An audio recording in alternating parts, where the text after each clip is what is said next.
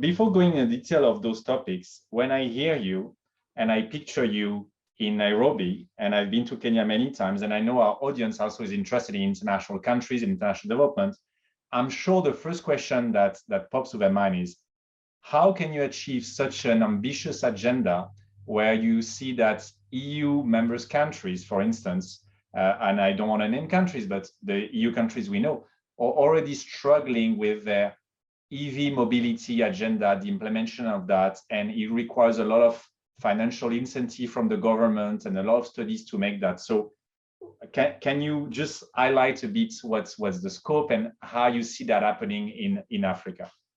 Yeah. No, thanks. This is a great question. That's, of course, what's asked all the time, not only from people from Europe, but also in Africa themselves. Now, many countries will say, how am I going to transition to electric mobility if we don't even have stable electricity supply, right?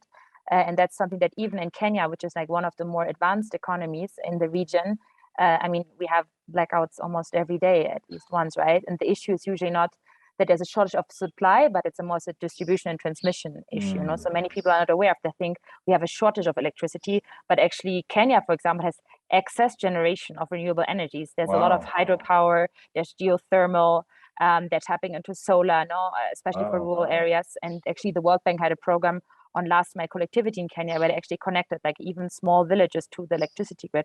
So actually there is a lot of electricity. It's just a problem with distribution and transmission.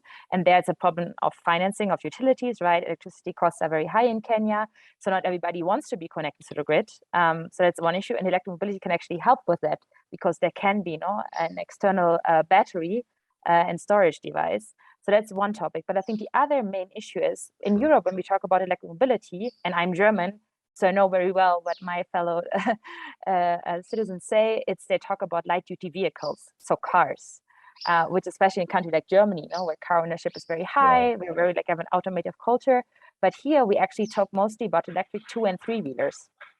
So this is the mode that we would try to electrify first, because actually that's what most people use, because car ownership in Kenya, I think it's around 50 to 70 cars per 1,000 people, whereas in Germany, it's 560, I think. In the US, it's way higher.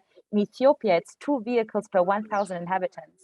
So if you electrify cars, we're not going to achieve anything, right? Not air quality improvement, no big CO2 emissions reduction. So that's why we have to look into other modes, such as 2- and 3-wheelers and buses. I see. Very interesting.